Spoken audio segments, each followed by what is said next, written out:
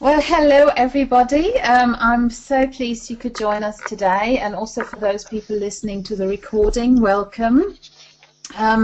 Today I'm going to cover a topic that's really quite important to me, because it's one of the things that I've noticed when I was working in industry and of course as a coach. So for me, coach as a leader, leader as a coach has been a question that I've been sort of working with for quite some time. So a few things about myself, so you know who I am, for those people who've never met me or haven't come across me. If you could go to the next slide, Barbara, please.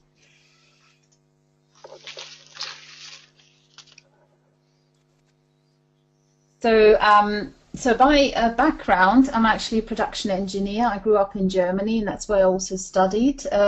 And then sort of for 13 years after I came to the UK, I worked as a global management consultant, mainly people and culture. Did lots of projects. I led very large teams, and also, I worked with a lot of people who would call themselves leaders. And certainly, so that's kind of where this interest from, because especially in change, leadership is so important, because if it's not the right leadership, change will not happen and people will resist. I then left corporate consultancy and set up my own company, and I now offer sort of consulting still around the culture change training. That's actually leadership training and coaching, which is more on the transformative side, and executive coaching through that. I also do mentoring, as you can see on the right hand side, and most of and also Qigong. In fact, I teach Qigong, which is a internal martial art for healing, mainly.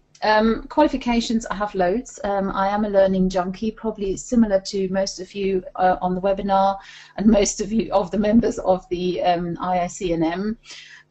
So just a couple of things. I recently completed an MA in Applied Coaching, a Master's in Applied Coaching, and that's really where a lot of my research has come from that I will share with you today, because I interviewed about 30 coaches globally, they had so much amazing information to share that I was able to distill a lot of that out of them, not just for the topic that I was focusing my MA on, which was emotions, emotional intelligence, emotions, but also for various other areas. For example, this leadership, coaching and leadership, and of course one of the next webinars, which is around values in coaching. Very recently, actually, in fact, today I completed a hypnosis mastery course, which I'm very proud of, because I never thought I would be able to do that. So I'm very pleased that I've done that. And I'm also really interested in how the body works with leadership, and how we can support our leadership and how we are as leaders and indeed as coaches through our body and somatic intelligence. I've done quite a bit of learning around that. Anyway, enough about me. Let's dive into the topic.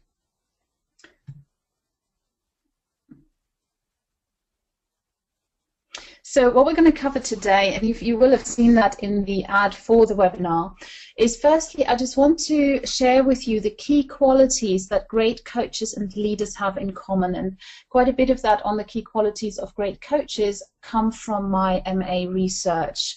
And for the leaders, I have looked at the latest research around leadership in the 21st century. So this is kind of some more new stuff I'm going to share. I'll also be exploring, I'm picking 3 core coaching leadership qualities, because otherwise we wouldn't have time to go through all of them in detail. And just give some examples, again, from my MA research. How do you know you've got them? What impact do they have on you and your coaching or leadership effectiveness and your client? How can you keep honing these qualities, and actually what do they mean? That's the first thing, really. And lastly, I'm going to talk a little bit about self-leadership and how you can use that in coaching to lead yourself.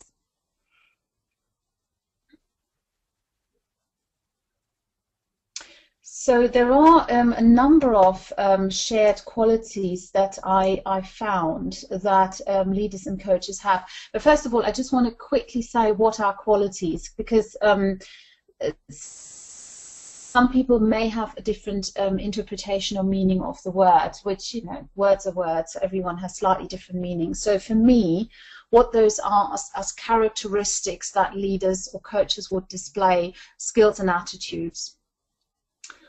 So just to lead in, this is kind of an interesting statistic that I found, and this is very new. So this is from this year, from a survey that Deloitte did on human capital trends. And in this survey, they found that actually it's the biggest talent problem. So it's the biggest problem for companies when they're looking to promote people, when they're looking to recruit people, and really you know, discovering leaders in their organization. And 86% of organizations said this is a huge problem for them. Not just a minor one, it's the biggest problem. So it's their first problem, their first priority problem, and that says something.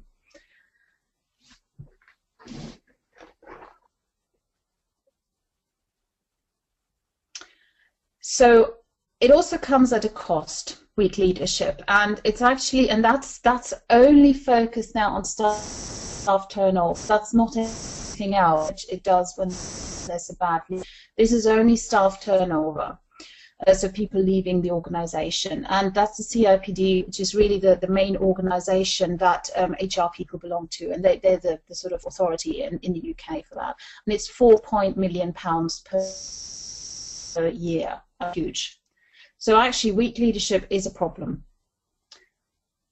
Why I've put these statistics in, I mean, what does it have to do with coaching is the question. I mean, you know, so my view was, well, if this is so bad and there's such a huge cost just in business, then, you know, A, it affects us as coaches because quite a few of our clients will be affected by that, number one. And number two, if, you know, we, you know, work in this kind of arena, then, you know, we will be directly affected. Or, and even better, we can make a huge difference as coaches in this arena.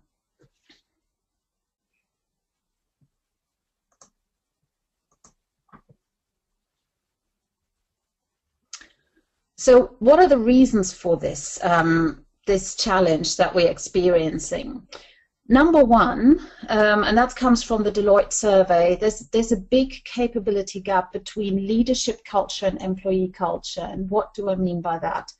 What this is that leaders, at least the ones that belong to the 86%, they still seem to be in the old paradigm of leadership, and that's a very directive approach.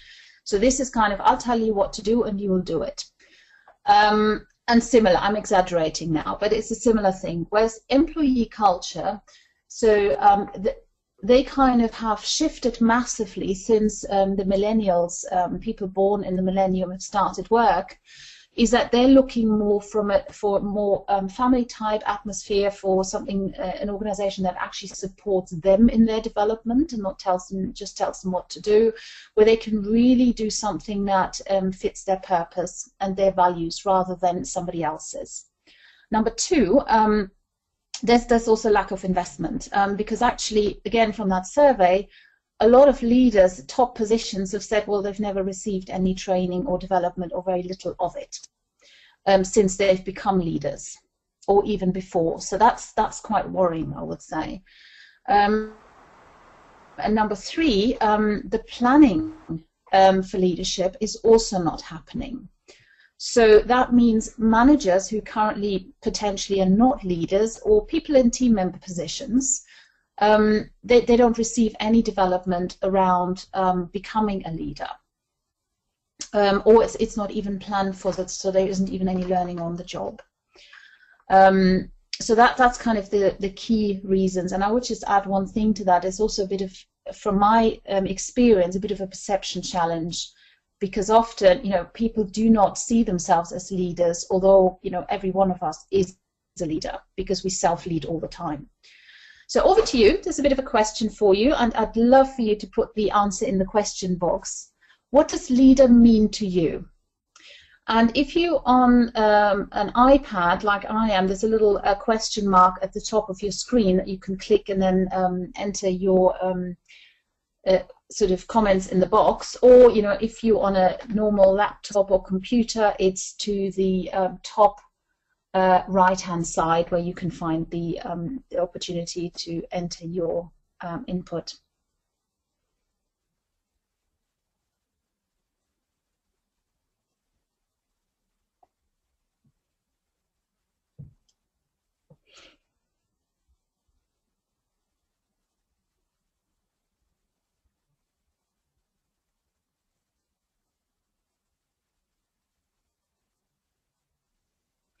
And I'm going to wait here a little bit because I won't be able to see your answers. Barbara will have to read them out to me, given that I'm on an iPad today.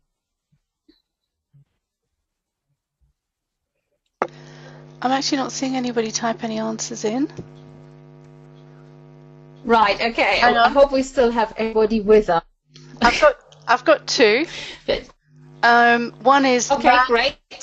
The man you trust. One is the man you trust. Yeah. And the other is somebody who leads people, encourages learning and training, and supports individuals. Well, thank you guys for that. If we could move on to the next slide, because you've hit the nail on the head completely. So this is a leadership model that really is the leadership development, or the idea of a leader, how it's developed over time, but also how effective it is and what impact it will have on others. So you can see it is kind of the avoids involvement. That's the one who just tells people what to do and sits in their office and doesn't talk to anybody, as it used to be a long time ago. Then we have the firefighting leader who just runs around and says, oh, we need to do this, this, and this, and gosh, there's another problem, and let's all run do it. Then the next one is to monitor mistakes. So they'll only come in when there are mistakes and do performance management then. And then the next one is who will reward. That's already a much better one. The top one, which is the blue, and one of you said that trust, and actually somebody, absolutely, that's the first thing of a leader. They need to be trustworthy. And they need to build that trust, because trust doesn't just happen usually. It needs. The next one is, that's connected to trust, authenticity, and integrity together. We trust somebody who is authentic and congruent, i.e. who displays integrity. Inspires others and encourages innovative thinking. That's the kind of learning and developing people as well. So that's included in that. So that's something actually that has a profound effect on others. All the top four already. And then the last one I found really interesting, coaches people. So this is something, the new lead impact on people is when they coach others rather than be directive and tell them what to do. It's more an enabling type of leadership, and that's where we get from what you can see on the right-hand side, from transactional to transformational leadership. So as soon as we start coaching people, have the trust, integrity, and inspiring and encouraging innovative thinking in there, the leadership becomes transformational. And as you're all members of the Institute, I suspect when you read down these 5 bullets, or at least the first 4, you think, hold on a second, I'm doing this as a coach, so that's the same. Isn't that interesting? So let's move on to the next slide.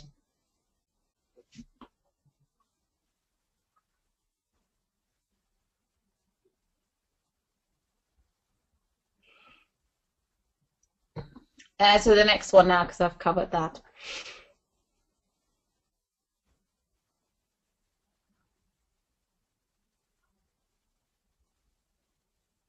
So just very briefly, do you believe that these 6 qualities that are shared between leaders and coaches are shared between leaders and coaches? Just a simple yes or no. Just put your vote in the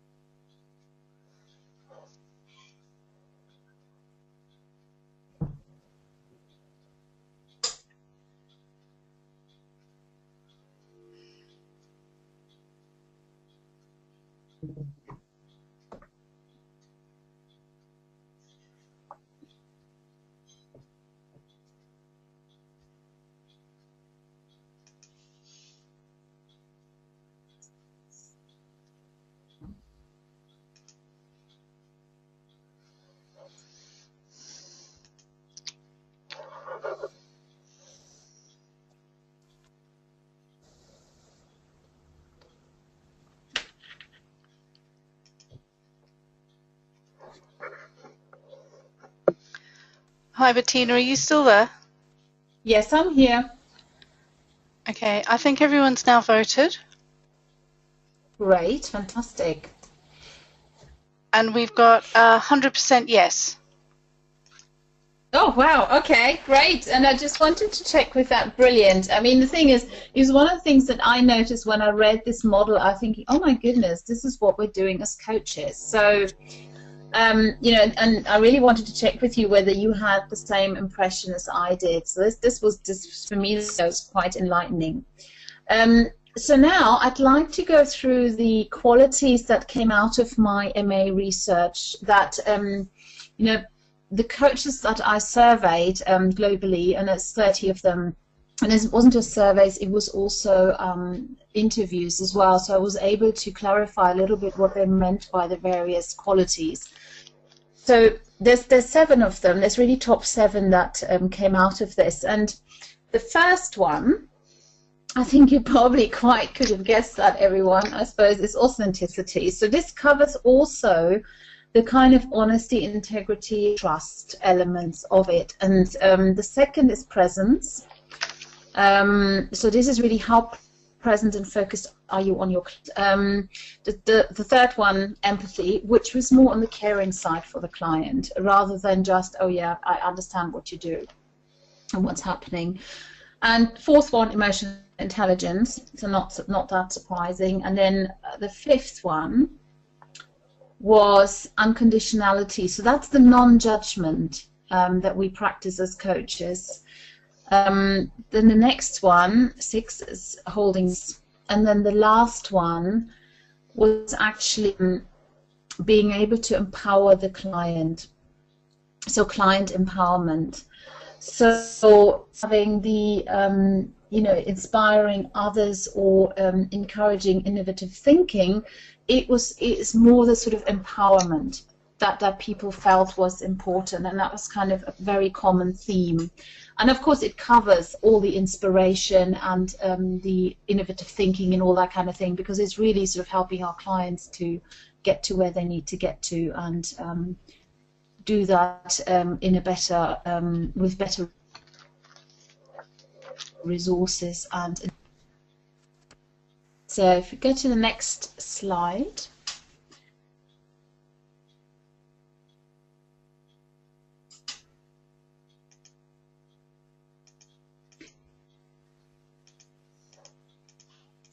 So here you can see so that it's really kind of, you know, it very much maps across those 5 qualities to the ones that coaches have, and coaches seem to have a little bit more here: the presence, the empathy, emotional intelligence, unconditionality, and holding space. And this particular model that's kind of you know, generally accepted one of leadership. So now I want to move on to something different. Later on I will share another leadership model of the 21st century, which is quite interesting, and you'll like that, I'm sure. So there's 2 main roles that I found of a coach. Number 1 is to facilitate the client's self-awareness and self-learning. And number 2 is to facilitate change towards an outcome. So, I mean, both times, you know, what we've already said before, so the coaching is very much around sort of the learning and the change. And when we then look at on the next slide, the role of a leader, or the roles of a leader versus the roles of a coach, again, there are some, you know, we see the leader says clearly lay out vision and strategy. So as a coach, what we do is we help the client to get absolutely clear on their vision and strategy. we facilitate the client to do that. The roles of a leader says they lead the way, whereas the coach, again, is kind of, they're the facilitator of it, of the way, of the process in a way. So that's really still number one. And number three is to facilitate followers to achieve results, whereas with a coach is actually facilitate that whole change towards an outcome.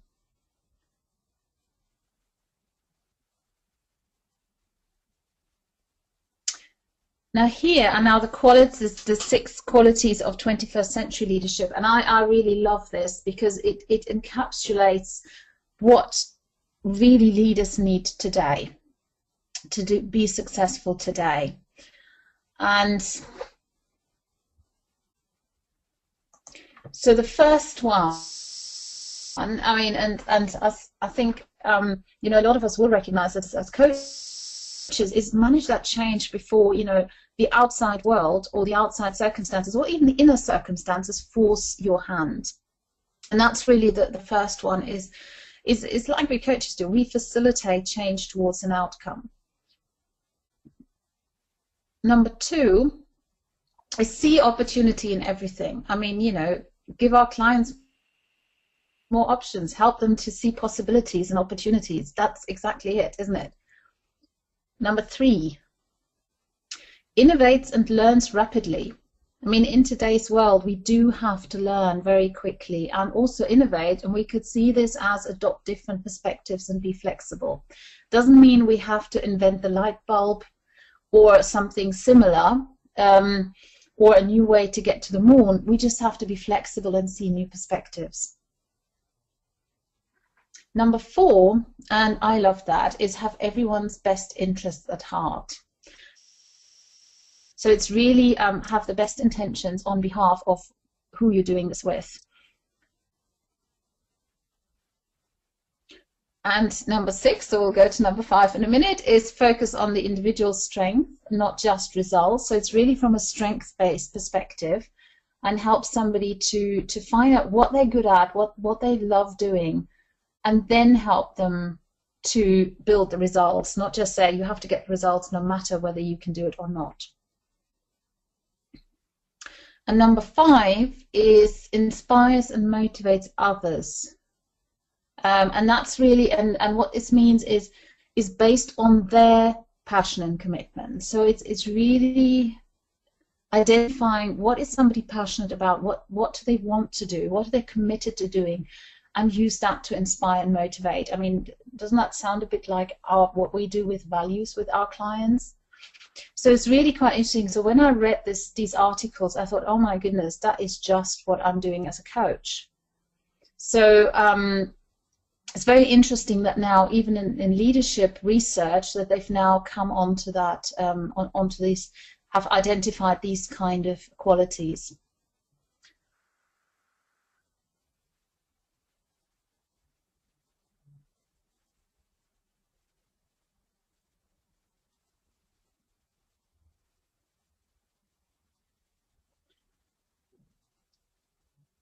And when we're now looking what we need to support our role as a coach, I mean, there's certainly 7 coach qualities. They are absolutely there. There's a kind of base qualities that we need to just be a coach. Without them, and that's really what my participants for the MA study identified, is without them, well, you're probably not a coach. And then, you know, as an addition, you almost the leadership qualities, the 21st century ones, they are then used to almost do the facilitation.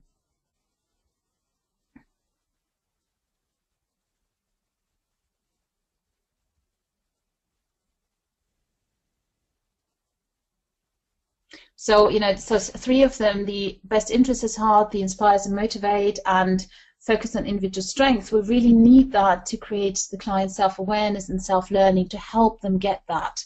Because without our intention being on the side of the client, sometimes, you know, that can be very difficult, because depending on what the client needs to become self-aware of and what they need to learn.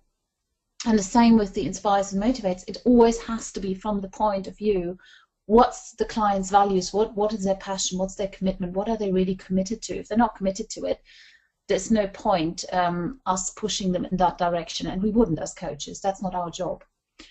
And also we constantly focus on somebody's strengths and try to highlight that and help people celebrate that. And in terms of facilitating the change, well, you know, we try to help our clients to manage that change, or actually to think about the change before actually they have to be forced to deal with that somehow. And yeah, sometimes, you know, we clients come to us, and a lot of times actually when circumstances have forced their hands, but what we then do, we help them to think about the ecology of the changes they're making, so that it actually fits in with the rest of their lives and can take them forward. And of course, in terms of to facilitate change, we do need to be able to see other opportunities and help clients find those opportunities and see those options. And lastly, you know, in order to change, generally, there has to be some new thinking. There has to be some new activity, something the client hasn't done before like that, or they may have done it, but a long time ago, or they just haven't continued doing it. So they have to take some different steps.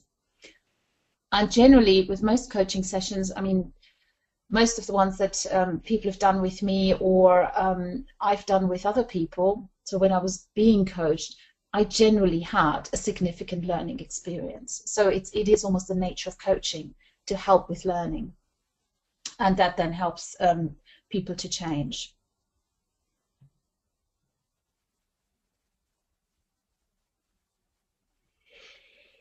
So my conclusion was, reading all this material and going through everything, and also based on my experience in the leadership world, what actually worked was when, you know, leaders were actually coaches.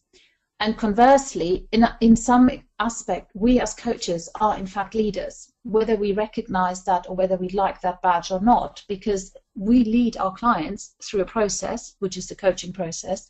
We know the process, they don't. And we do that through our questions that we ask. We lead them to self-awareness, whether we do that consciously or not, because generally a client comes out of the session more self-aware than before. We lead them to learning, because generally most clients will learn something in the session, again, whether consciously or not, or whether we as coaches do that constantly or not, just by asking a question that the client then has to think about and sort of find the answer. That is already some sort of learning. We also lead our clients through and around obstacles. Doesn't mean we tell them what to do, but what we help them do is facilitate a solution or a new perspective, which is the next one, so two different perspectives. And there'll be more and more examples where we lead our clients that we may not even consider because we don't wear that hat. And another thing that I was thinking, actually we lead ourselves too. Because, you know, like me, I suspect a lot of people, and a lot of you guys, are probably also learning junkies, so we want to become better coaches. So we make an effort, we actually do something there. So we actually inspire and motivate ourselves. We lead ourselves. We also, you know, most coaches I know work, you know, to quite some depth on their self-awareness. So that's actually a leadership thing. We lead ourselves to self-awareness. And actually, we work with our own challenges. You know, we do that. So it's, again, a leadership activity in some ways that we look at it and say, well, okay, what can we do about it? How can we circumnavigate or change those challenges that we're having? So now, I'd like to hear your views. And by here, I mean, would you mind putting your comments into the question box? Because that would be really brilliant to see what do you think about this. Does that resonate? Is that different for you?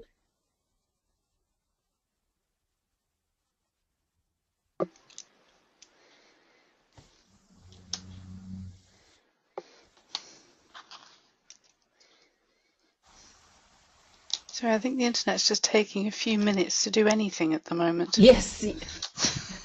It's always a little bit of a delay. So if there's a bit of silence, don't worry, we haven't gone away. No, but I'm waiting for people to put their comments into the question box now.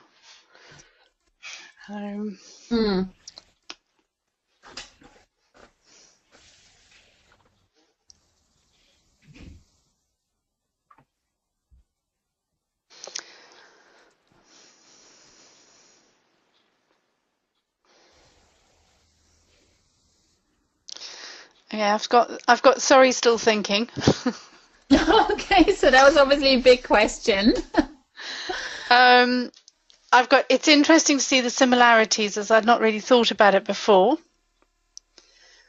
Sound has been a bit of a challenge, so somebody missed the question. Could you repeat the question, Bettina, please? Yes, of course. So it's really what's your view about the concept that we as coaches are leaders, that we, you know, in some ways lead our clients and also we lead ourselves, and that quite a lot of the qualities, or actually almost all of them, of what 21st century leadership now is like are basically the same as in coaching.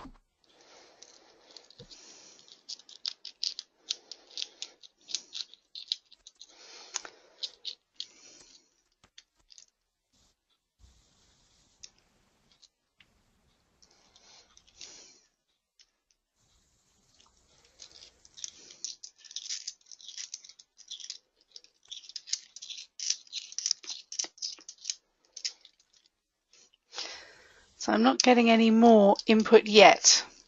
Okay, not to worry. Well, let's move on, and whatever your input is, I still would love to see that or hear it, really, when Barbara reads it out. So you have a bit of time now until the end of my session, and then maybe we can discuss it. Okay, I've got one more for you. Oh, I've got two more. Hang on. If we can manage ourselves as a leader, we can also manage the others and all the other things. I believe that emotional intelligence is very important for leaders. And then the next one is, found it interesting to think of myself as a leader in coaching. A facilitator, yes, but a leader is a new idea for me. Lovely. Well, thank you for sharing that. I really appreciate it. And maybe we can discuss a little bit afterwards when we open the lines.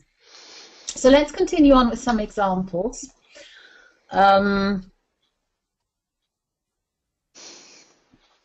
I picked the first three qualities really to go through, and you know, of course, there are the full seven that you know, I identified in the MA research. But given the time, I just wanted to focus on those three. So the first one I picked was authenticity, and I just love this quote by Edna Murdoch. Who you are is how you coach. And you know, I would really like to hear from you, and maybe actually we can do that afterwards because of the lay in the line. So have a think about this question. What does this quote mean to you?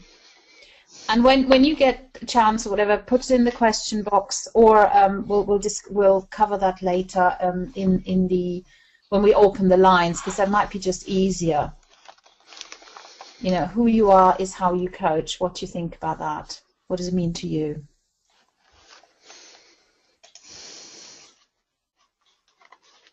Because it did remind me, you know, you are what you eat kind of thing. That was kind of the thing that reminded me of. Anyway, so one of the things with the authenticity, what came out of the MA research, what a lot of coaches said, but probably about 80% of the ones that I surveyed, was go there first. And I found that a really, really interesting point, because ultimately, you know, we as coaches, we can't necessarily do everything that we do with our clients first. It's impossible because there's so many challenges out there, not all of them. We couldn't have all of them. But then it got me thinking and thought, well, hold on a second, but we can do similar things. We all have challenges. We all have issues. The only thing we need to do is actually work on them. So if we have worked through a major transformation in our lives, we know what that's like. We can help our clients with a major transformation. And, you know, then we know what that feels like on the way. And that probably leads in with one of you guys who said emotional intelligence is really important. That's exactly it. It's kind of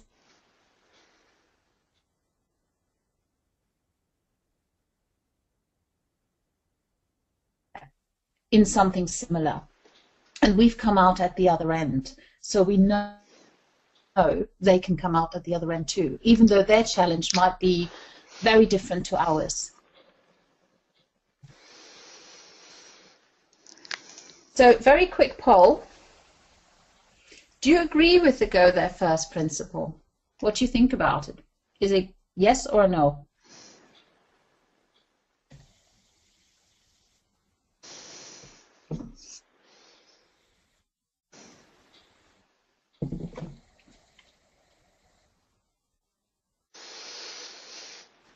Okay, I'm getting yes.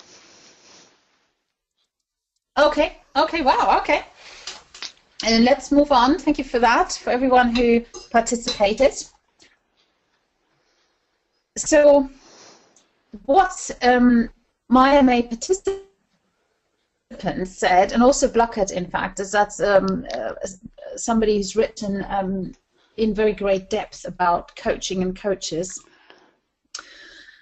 was that, you know, how do we do that? How do we go there first? You know, so what almost all of the coaches said, well, actually they're using their own tools and techniques for their own self-care, for example. So whatever they're suggesting to the client, they're also using themselves. They also address their own issues proactively. So, you know, if they find a challenge or whatever, they deal with that. And of course, like I think most of us, is the continuous learning and professional development, us learning junkies.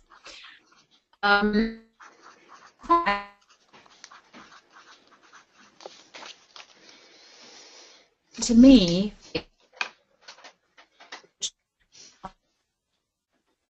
coaching as a profession, I find that a bit strange. And most people have some sort of form of supervision. So what they're doing with that is actually finding out where am I, so it's either having peer supervision, so it's with other coaches in a group, or just with pairing up with another coach, or they actually have paid supervision from a supervisor or a mentor. And other people, I think 2 or 3 people, they were doing sort of regular sessions, just sitting down and doing very, very in-depth reflective practice themselves. And really going through client feedback, going through the sessions themselves, thinking, well, okay, what did I do, what I didn't do, and all that kind of thing. So really, really in-depth stuff. So that was one thing, is one of the ways to really achieve that how do I do that, and how do I know if I'm authentic, is really mostly I found through feedback, either of others. And some, actually, one coach, they did a survey of their clients, in fact, and said, well, you know, what do you think? It's quite interesting. The thing is, what impact does that have on you and effectiveness, on your coaching effectiveness and your client? In fact, I mean, of course, I only surveyed people who obviously do all this, but certainly I've come across other coaches and more so leaders in industry who don't do any of that, and it shows. You know, how on earth can you be authentic when you yourself are not willing to make any change whatsoever? To me, that's a bit of a challenge, and so that's the kind of thing. It's impact. It's absolutely, that's the trust that the client then has in us as coaches. Actually, the trust we have in ourselves, that we're following our path and that we are authentically, that we are congruent in what we say.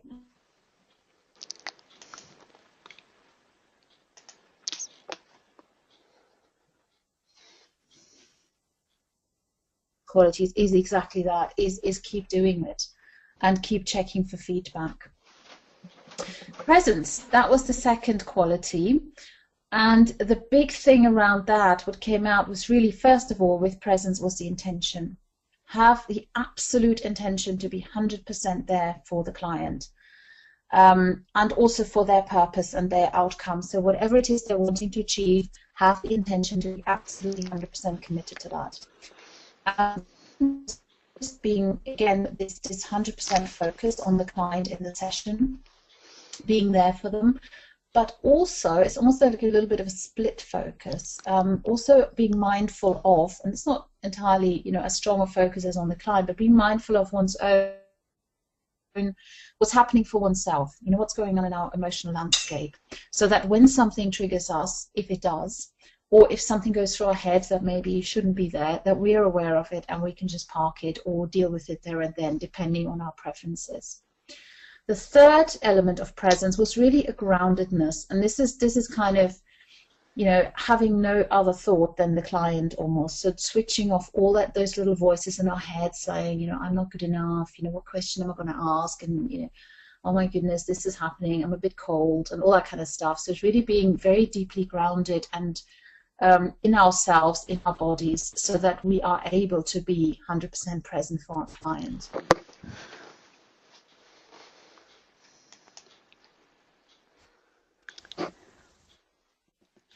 So some examples from my survey that people used, and really how they sort of keep honing the qualities, but also sort of knowing that now they are present, or being able to be, or have the best elements in place, everything in place so that they can be present. So first people they took time before the session to clear their mind, ready for their clients. So some people use things like brief meditation, others had a sort of an anchor like a Tibetan bell, others just listen to a bit of music, some people do a bit of exercise, they shake out, or some other people they do, you know, a quick energetic process to just clear themselves of whatever was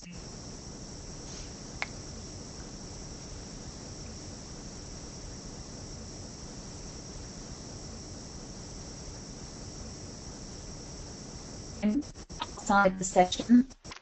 Sort of whatever exercises work for you, doing that regularly. And again, you know, things like there were in there, a lot of people do meditation or mindfulness exercises, or they may be just doing walks, for example. You know, that's something as well that a lot of people found very, very beneficial, just doing a really nice walk. Breathing exercises were very popular, and also some state work, so really work around the emotional state and the energetic state we have throughout the day, and we're saying, actually, I want to feel this, you know, I want to feel present, I want to feel focused, I want to feel this, or that, and the other. During the session, a lot of people did a soft focus, so really sort of let their eyes go soft and made sure they sort of detensed themselves as much as possible and got really relaxed in their bodies as well as their minds, so they could be present for the client, and really kept checking, you know, is that happening for me? So in you know, on a regular basis, not all the time, because then it starts to become chatter, but now and again see, well, am I still fully there with the client?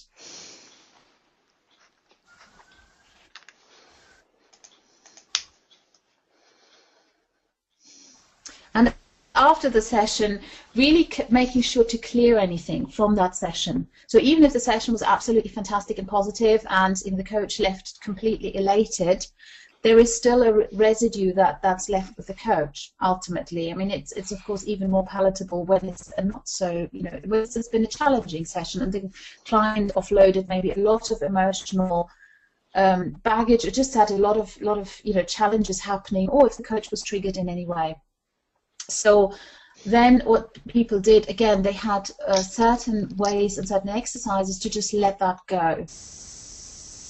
And a lot of the things were, again, very similar things: mindfulness, meditation, breathing exercise, state work. I mean, some people had things like, you know, they scrunched up a piece of paper and threw it away, just to sort of show, I'm getting rid of that now. And quite a few people had sort of very nice visualization processes of just, you know, dropping gunk or whatever into a water or something like that they had built themselves that worked for them really, really well, and it's become almost like a ritual. And generally a very good way of knowing when, you know, this is all cleared and when you're actually present is putting numbers on it. We do that all the time with our clients. You say, how do you feel today? You know, on a scale of 1 to 10. We can do that for ourselves as well. How present am I today on a scale of 1 to 10? And then, you know, check in with ourselves before the session, maybe briefly in and after. So that's one of the things that's really good. And also in peer coaching sessions, so when you actually just practice with somebody, is really checking, you know, for the other person, how did they experience your presence? And that's what quite a few people did in the peer coaching. That's what they used for that in the peer supervision. They gave each other sort of coaching exchanges. And just say, what did that feel like? And sometimes, I mean, one exercise that I absolutely love to do with other people is just I sit opposite them and we softly gaze at each other and then really sort of give each other feedback on how do we experience each other's presence. And, you know, so then you can really gauge what impact you actually have on other people in that. Right, next slide, please.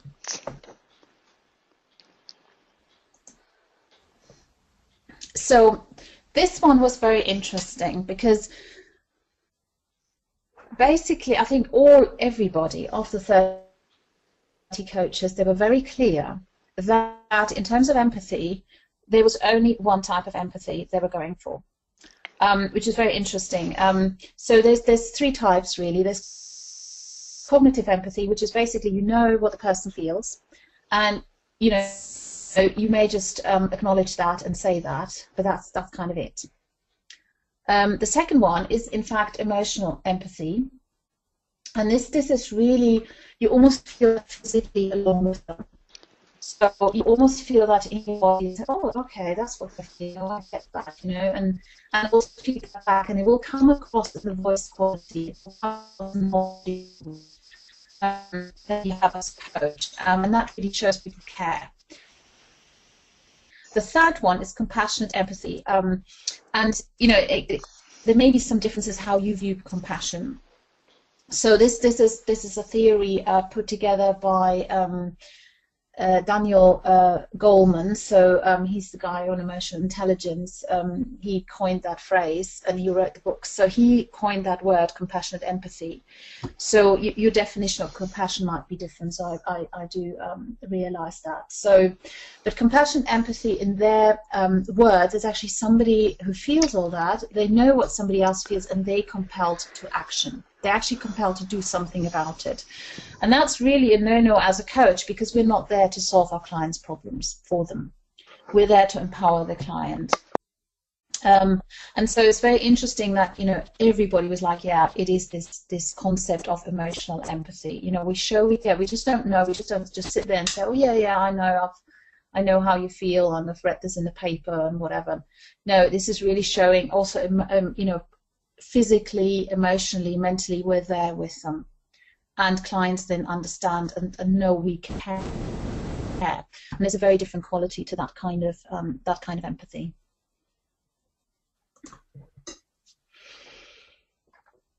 So examples from the coaching survey, what coaches did, in fact, to have that impact on on their client and also their coaching effectiveness was actually to validate. So to validate to the client, it's okay to feel like this, because that's the thing. If you feel, you know what this is like, and it's okay. It's okay because this is how it is right now. Normalizing it is just to say, you know, they're not alone, because most people who have certain experiences, they'll think it's only them. Only they have ever had these massive blocks and nobody else has been in that terrible situation, and you know they'll never get out of it and all that kind of thing. So it's almost normalized that yes, this has happened to other people and they've gotten out of it. Storytelling is a really, really good way to give some examples of others who have, you know, somehow solved this challenge, or you know, they've experienced similar things, and then, you know, this and that happened. They got different perspectives, and they got a solution, and they managed to do it in a relatively short time, or in a good time for them. The next one is almost, and that depends really on your preference with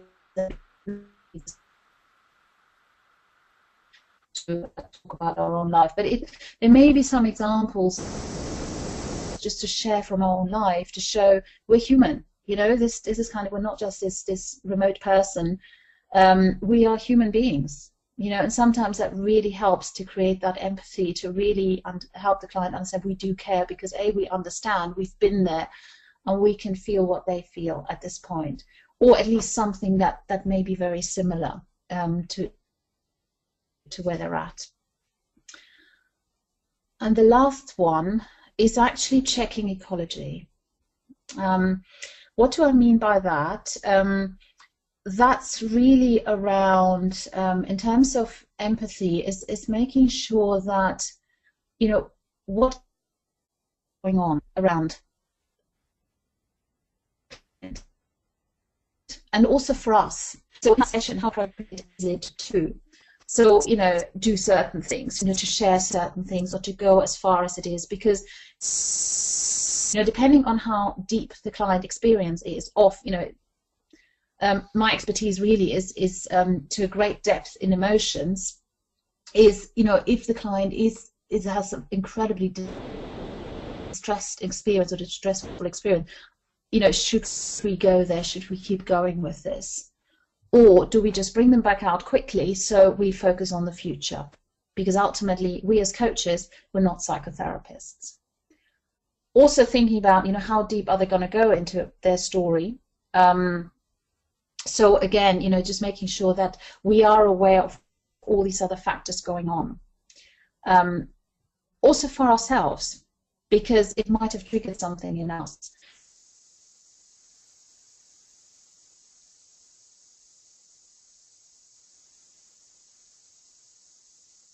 Person.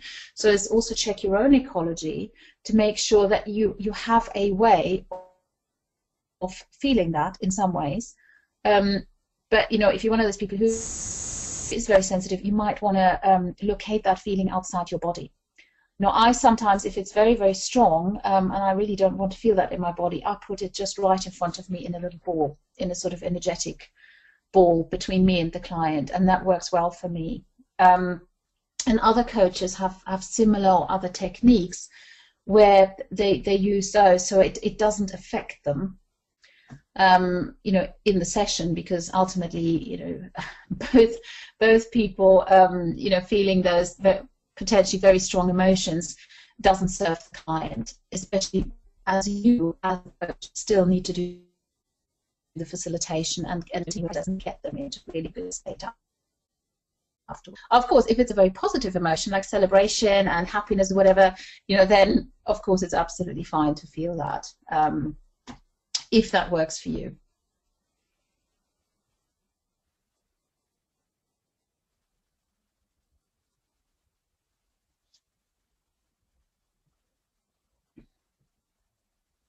So what I want you to think about now is actually what are your examples of the authenticity present in empathy. And what I'll do is, I think let's not put that in the questions box. If you have examples and would love to share them and would like to share them with everyone, which will be brilliant, then let's do that at the end, when I've just finished this last bit. That might be better if we can just have a discussion.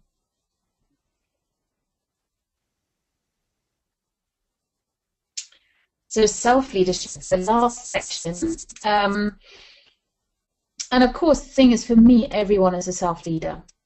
Everyone is a leader. And that's my model of the world. So and I'm just sharing my views on that here. And you may or may disagree with it. So what is self-leadership actually? And this is a really nice quote from two guys, Brian and Kazan, and they've written a book about self-leadership. If you're interested, reading is really, really good read. And it's really having a developed sense of who you are, what you can do, where you are going, and that's coupled with the ability to influence your communication, emotion, and behavior on the way to getting there. But quite interesting, isn't it? It's almost the definition. So, you know, the first three is really almost the self-awareness and self-learning. The last one is facilitating change. I thought that was really interesting, actually, also noticing that. I thought, So we as coaches are leaders and self-leaders.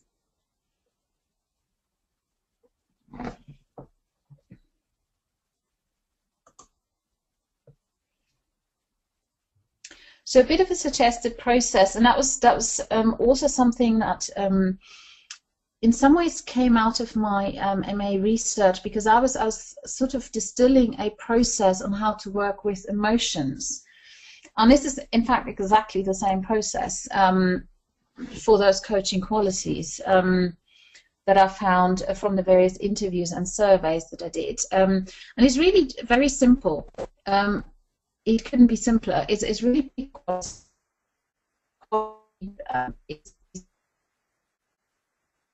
time, or where you may have some feedback, or just something where you think, actually, I'd just like to try this out and see how it works. You know, can I amplify this? Can I make this different? And the next thing is actually, because this is incredibly individual, and I found a lot of those definitions when I talked to the other coaches. Yeah, they were sort of similar to mine when I thought about authenticity or empathy or whatever. Yeah, however, there will be always differences. We all are individuals, and that's very important to realize. So step 2 is decide, what does this mean to you? What is presence to you? What does that mean? And in the third step, discover where you're now, and also how would you measure it for you? What are your indicators? Because again, they may be different. I mean, I like the numbers, the 1 to 10, something complete. Might be, for example, you know, how quickly does the client go from, you know, reality into options. That might be something. You know, if they're constantly in their story, maybe there is something around presence, maybe that's not quite honed yet. And then the fourth step is actually develop, well, how do you want to be? I often use role models for that. So I look at that, I think, oh, I really like how this coach did that. Or, you know, when I did peer coaching sessions, oh, gosh, yeah, the other person did this really well. I love to learn that, or I'd love to be like that. And so I tend to sort of, for different things, get different almost... dare I say, goals. I mean, for qualities that's slightly different, but it's also different feeling states. You know, how do I feel in that? How do I want to feel in the session? What's my level of relaxation? How do I want that to be, for example, for the presence? Or in the terms of authenticity, you know, I do look at my values and my coaching values at the end of the session and say, well, how well did I meet those? You know, did I really get to all of them? Are they all, you know, 100% where they met for me? And that works for me, and again for you this might be quite different. So it's really finding out how do you want to be and find out what, you know, how do you know you've gotten there when you got it. And the last one is, of course, as we know, take action. The commitment is one action. It doesn't have to be a massive one, just to you know, very simple, as small as you can get it, just one action for your next client session. And I know some of you, you know, you may want to think, oh yeah, I can do all 5 or 7 qualities. Hey, let's do it. You know, like we love to play as coaches, don't we? I would say don't overload yourself. It's much better to just have one quality, one action, and the other qualities, they'll always be there to work on. So and the thing is, I mean, one thing I did realize, and this was an absolute privilege to talk to those 30 coaches. They were all on different stages in their coaching career. Kind of, you never stop learning. So if, you know, you think you've nailed presence, wait until your next session. There's always something to increase. The same for authenticity, the same for emotional intelligence. There is always something to learn. So, you know, and things change. You know, you'll get a different client and you think, oh my goodness, okay, I've learned this from that client. Wow, okay, I can now incorporate that. Because, you know, there will be situations we haven't yet coached in or met yet, or, you know, a client that's so different from the other clients we've had. So there will always be opportunity for development of any of these qualities. And that's probably also the reason why, and I'm going to share this fact with you, is I haven't come across many areas, or even in leadership, where those qualities actually have proper measures, as we would expect them from, you know, competencies, for example. They can be measured, whereas these qualities, they tend to be a bit more individual.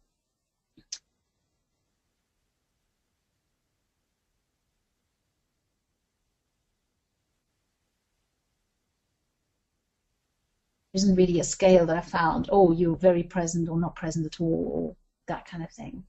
So now we've come to the end of my presentation. So are there any questions, comments, something to share, especially about the questions we skipped? I would love to hear your views on that.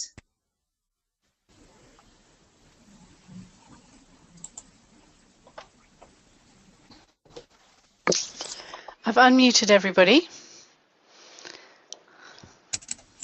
Lovely. Hello. Who wants to go first?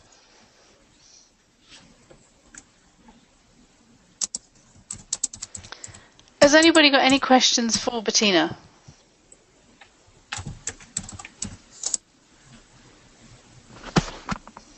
Or do you want to share anything?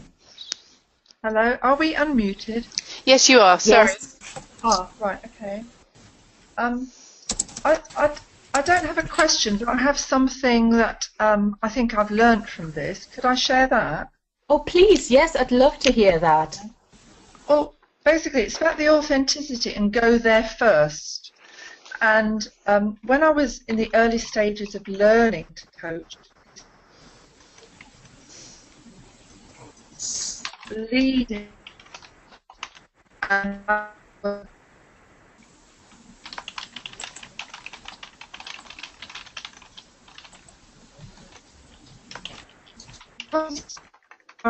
had been there first, because whatever a client, and these are practice clients, of course, whatever they came up with, I had it in my head, oh, that happened to me, or I've been there, I've done that, I dealt with that. Oh, you know, that's, you know, you could throw me anything about teenage girls, I've seen it, I've done it, I've got the T-shirt. So that meant that because I had been there, I was actually making mistakes in my coaching. However, now I have overcome that problem, but also I'm just starting to understand it a little bit now, why I was doing that. But also, it's made me feel quite happy that, yes, if you have been there first, that empathy that you get from it, that having felt it all, is a good thing. And I hadn't appreciated that before, if that makes sense. Oh, thank you for that. Yeah, it totally makes sense. And thank you actually for raising that being there first can also be, I wouldn't say negative, but it can have a bit of a challenging side for us, because we might think, oh, we know the solution. I've done this, exactly that. And then we might be tempted to share that with the client, or, you know, ask leading questions. So thank you for sharing that, because yes, I mean, it certainly happened to me in when I started as a coach as well. But it's more around, you know, the authenticity and the empathy, I think, and clients absolutely value that. If we, you know, and as you have done, of course, you've learned to kind of say, actually, yes, that was my experience, I'll put that to one side, and I just use the journey of that and what it felt like to use in my coaching, but not the content. Exactly, yes, that's just how it has become, yeah. Yeah, brilliant. Thank you for sharing that. Anyone else?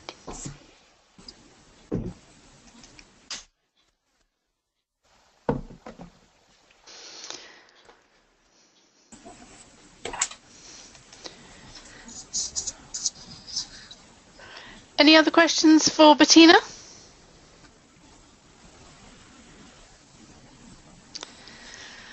Well, Bettina, thank you. Fascinating and very, very interesting to hear this research that you've done.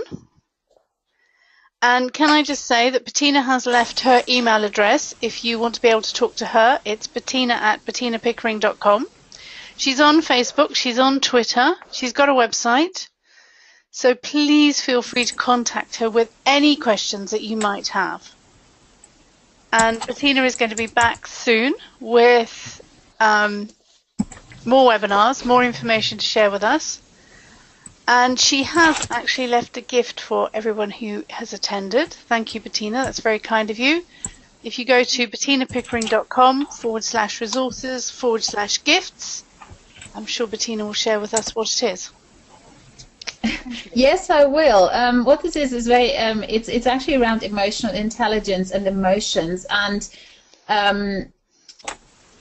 getting sort of in more depth acquainted and self-aware, and learn a bit more about our emotions. So it's really a process that again stems from my MA, and it's a PDF document that takes you through that process as a self-learning document.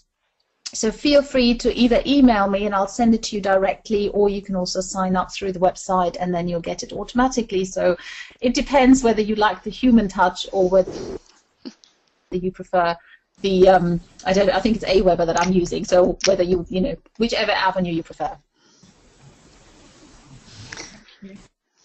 Great. Well, thanks, Bettina, for that. I'm sure we all appreciate that, and we look forward to talking to you very soon.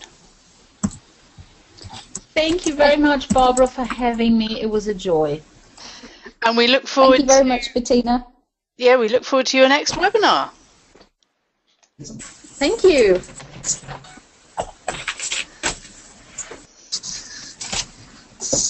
Well, thank you, everybody. And, you know, we're always looking for presenters. So if you would like to present on anything, please, Bettina will tell you now that she's done a couple and she's enjoying them, as are some of our other presenters. I am, yes. So please feel free to join us, and we'll look forward to Bettina for your next webinar and to talking to you all.